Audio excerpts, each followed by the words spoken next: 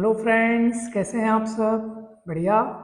आशा है आप सभी मस्त रहें, स्वस्थ रहें, हमेशा हंसते रहें, खुश रहें। फ्रेंड्स, आज मैं आपके साथ कुछ एक बातें शेयर करना चाहता हूँ। फ्रेंड्स, शब्दों का हमारे जीवन पे बहुत प्रभाव पड़ता है। हम काफ़ी कुछ प्रभावित होते हैं, चाहे वो प्रभाव जो है सकारात्मक दिशा में हो या नकारात्मक दिशा में हो, लेकिन प्रभाव जरूर पड़ता है। एक सामान्य व्यक्ति के मन में, एक सामान्य व्यक्ति के जीवन में तो ये प्रभाव पड़ ही जाता है दूसरे के द्वारा कहे हुए शब्दों से। अब ये डिपेंड करता है कि वो दूसरे के द्वारा जो कहे गए शब्द हैं वो सकारात्मक है कि नकारात्मक, विश्वास से भरे हुए हैं या अंधविश्वास से भरे हुए हैं। इस बात पर बहुत हद तक डिपेंड करता है। इस बात का सबसे ज़्यादा प्रभाव बच्चों पर देखने को मिलता है। जैसे जब बच्चे छोटे होते हैं तो अक्सर हम अ, अपने छोटे भाई बहनों को या माता पिता अपने छोटे बच्चों को, आपने देखा होगा कि जब वो पढ़ाई नहीं करते हैं तो उन्हें अक्सर ताने दे करके या उन्हें डांट कर या उन्हें कुछ ऐसा कह देते हैं जिससे वो बच्चे के मन में काफ़ी नेगेटिव इफेक्ट पड़ता है। जैसे तुलना करना दूसरे बच्चों से कि उन्होंने इतना मार्क्स पाए, इतने नंबर पाए, तुम तो पढ़ नहीं रहे हो, तुम्हारे नंबर कैसे आएंगे, क्या करोगे जीवन में, ऐसे ही चलता रहा तो कुछ नहीं हो सकता। ये सारी नेगेटिव बातें ना बच्चे के मन में घर कर जाती हैं और फिर वैसा ही इफेक्ट उसके जीवन में होने लगता है। तो वो अपना आत्मविश्वास खोने लगता है, उसे वाकई में लगता है कि अरे मैं सच में कुछ नहीं कर सकता क्या। तो हमेशा कभी भी इस प्रकार की नेगेटिव बातें खासकर बच्चों के साथ कभी नहीं करनी चाहिए। उनकी तुलना आप दूसरों के साथ कभी मत कीजिए। उन्हें अंधविश्वास का कभी पाठ मत पढ़ाइए। मैं आपको एक छोटी सी कहानी सुनाऊंगा, आपको बहुत अच्छे से समझ में आ जाएगा कि मेरे इन बातों के पीछे सार क्या है। एक गांव में एक छोटा बच्चा था, लड़का था। तो वो खेलने जाता है अक्सर। वो उस लड़के का स्वभाव अंतर्मुखी था, यानी ज़्यादा किसी से मिलना जुलना नहीं, अपने में मस्त रहना और हमेशा एकांत में समय बिताना। तो जब वो खेलते खेलते घूमते फिरते गांव के बाहर जाता था, गांव के बाहर निकल जाता था और वहाँ एक बड़ी सी नदी थी और नदी के किनारे बैठकर शांत कुछ सोचता, कुछ चिंतन मनन करता और कुछ समय वहाँ बिता करके फिर अपने घर आ जाता था। ये बात उसके पिताजी को जब पता चली तो वे थोड़े चिंतित हुए। उन्हें डर सा करने लगा कि ये रोज नदी के किनारे जाता है, नदी इतनी बड़ी है, गहरी है, और डर सा लगने लगा कि कहीं ये कुछ अनहोनी ना हो जाए, कहीं किसी समय वो नदी में मत गिर जाए, उसे डर सताने लगा। बच्चा छोटा था। तो अब उसके पिताजी क्या करते, कैसे उसको मनाते कि नदी में मत जाओ। तो फिर सीधा सीधा मना कर सकते थे, असल कारण उसको बता सकते थे कि भाई मुझे तुम्हारी चिंता होती रहती है, तुम नदी में जाते हो, अचानक किसी दिन पैर फिसल गया, कुछ हो गया, मुझे डर रहता है, तुम मत जाया करो। साफ ऐसा बोल सकते थे। मगर उन्होंने क्या कहा, उन्होंने कहा कि अरे उस नदी के किनारे भूत रहता है, तुम मत जाया करो। तो बात उसके मन में घर कर गई, वो डर गया और वो डर धीरे धीरे बढ़ने लगा। अब वो नदी में ही नहीं, उसको हर जगह भूत नजर आने लगा। उसे लगा कि वो मेरा पीछा यहाँ भी कर रहा है, वहां भी कर रहा है, घर में भी भूत है, पलंग के नीचे भूत है, सब जगह भूत है। उसको हर जगह भूत दिखाई देने लगा। इतना डर गया, इतना डर गया कि उसका शांति से जीना ही दूभर हो गया। होता है कभी कभी छोटी सी बातें धीरे धीरे हम सोचते सोचते सोचते से उसको इतना बड़ा कर देते हैं कि उसका अस्तित्व न होते हुए भी हम काफी ज्यादा उस बात को बड़ा बना डालते हैं। ये बात जब उसके पिताजी ने देखी, महसूस की कि ये वाकई में बहुत डर गया है, जब पता चला तो उसे एहसास हुआ कि ये मेरी उसी बात से काफी डर गया, इसको हर जगह भूत दिखाई दे रहा है। तो उसके पापा को, पिताजी को काफी अफसोस हुआ कि मुझे ऐसा इसको नहीं कहना चाहिए था। अब प्रश्न ये है कि अब इस बात को उसके मन से ये डर निकाला कैसे जाए। बात चालू हुई थी अंधविश्वास से।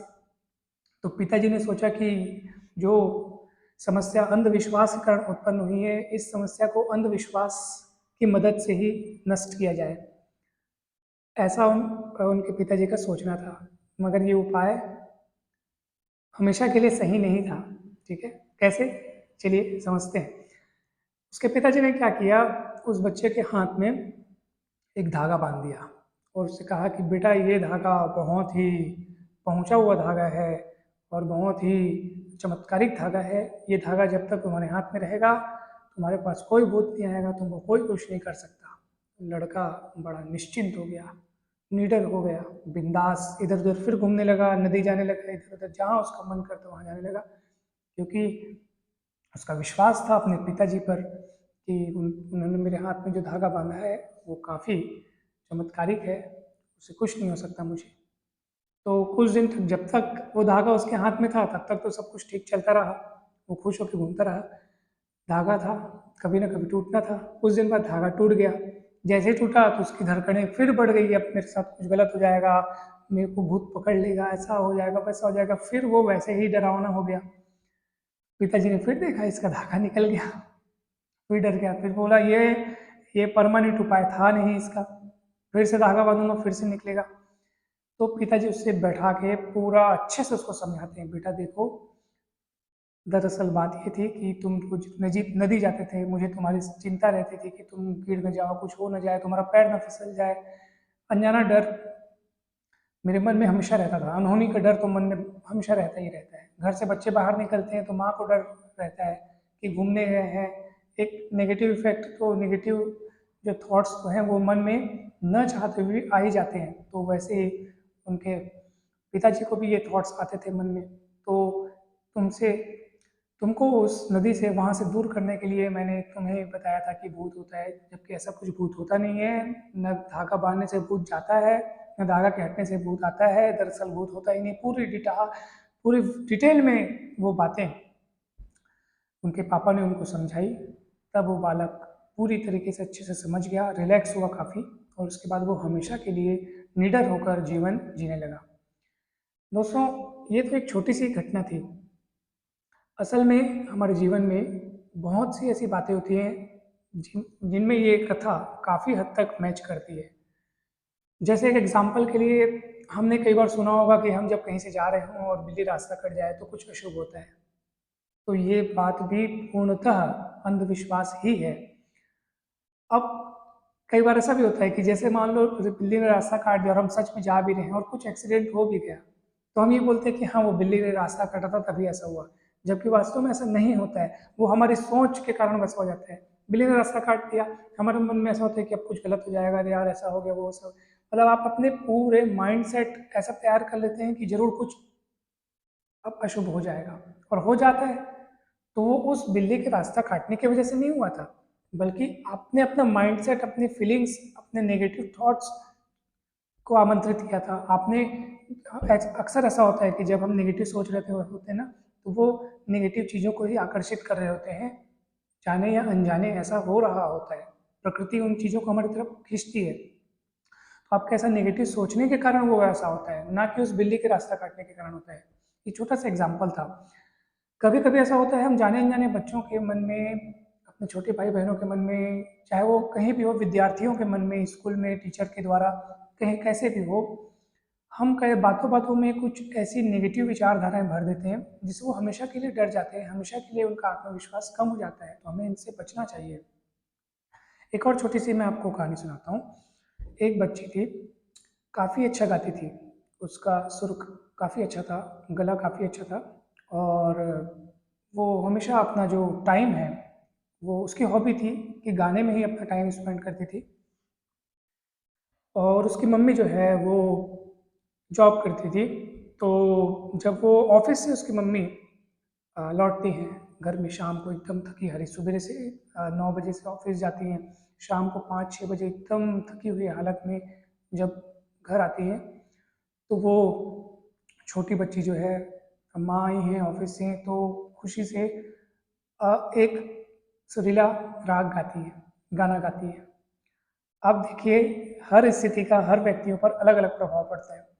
वो अपने ऑफिस की टेंशन, इससे बहस उससे बहस या जो भी है वो सब अपने साथ लेकर घर आई थी। तो उनका मूड उस समय अपसेट था। तो अपसेट जब मूड होता है तो अच्छी चीज़ें भी कर्कश लगने लगती है। उनकी बेटी ने एकदम बढ़िया गाना गाया था, वो बात उनके कानों में थोड़ी सी चुभने लगी और इतने गुस्से और झल्लाहट के साथ उससे जोर से कह दिए, चुप रहो तुम, कितनी बेसुरी हो, कितना बेकार गाती हो, ऐसे करके उसने कह दिया। वो लड़की, पता नहीं उसको इतना दुख हुआ, उसको इतना पता नहीं क्या महसूस हुआ, वो गाना ही छोड़ दी।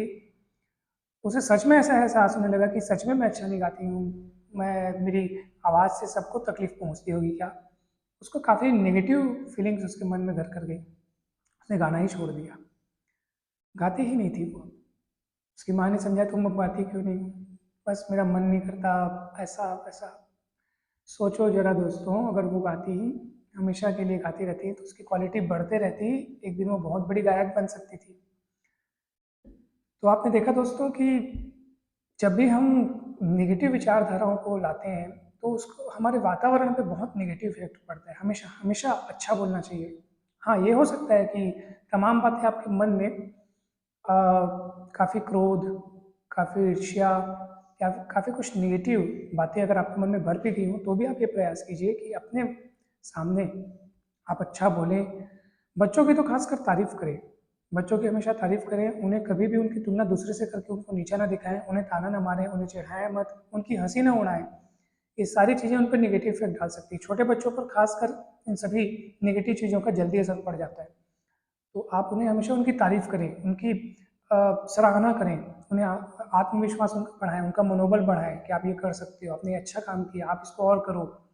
जो थोड़े बहुत प्रयास अगर वो करते हैं, कोई पेंटिंग बनाते हैं, तो आप उसकी तारीफ कीजिए, अरे वाह इतनी बढ़िया बनेंगे, चलो अब इससे अच्छी बनाओ, और ये थोड़ा सा इसमें सुधार करोगे तो ये और बेटर दिखेगी, ये प्रयास आपका बहुत अच्छा है। मेरे कहने का मतलब है आप कमी को भी तारीफ करते हुए उसको बता सकते हैं कि सबसे बेस्ट ये दिख रहा है, ये दिख रहा है, यहाँ बस थोड़ा सा और होता ना तो और अच्छा आता। तो वो खुश हो जाता है कि तारीफ करते हुए आपने उसकी कमियां दिखाई। तो हमेशा अगर आपको कमी दिखानी ही है तो आप तारीफ का लेप लगा के उस पर तारीफ का मक्खन लगाइए, जरूर लगाइए। बच्चों को अच्छा लगेगा, सबको अच्छा लगेगा। तो इससे आपका आप जो दूसरों से जो अपेक्षाएं रखते हैं वो भी पूरी होंगी और उनको बुरा भी नहीं लगेगा। और इस तरीके से सब तरफ जब आप सकारात्मक बातें फैलाएंगे, सकारात्मक विचार जब सबको प्रेषित करेंगे, तो आपका मन भी सकारात्मक होगा, आपका मूड भी ठीक होगा और हमेशा आपका जीवन खुशहाल बना रहेगा और सबका भी, औरों का भी, जिनके जिनके संपर्क में आप आते हैं। तो दोस्तों, इस कहानी से, जो कहानी दो मैंने आपको सुनाई, उनसे आपको क्या क्या और शिक्षा मिली जानने को, वो ज़रूर मुझे बताइए कमेंट करके। वीडियो कैसा लगा वो भी ज़रूर बताइए। अच्छा लगा तो ज़रूर लाइक कीजिए, वीडियो को शेयर कीजिए। और कौन कौन से टॉपिक्स पर आप वीडियो चाहते हैं ज़रूर कमेंट करके बताएं, मैं उन पर वीडियो बनाने का प्रयास करूँगा। थैंक यू सो मच दोस्तों।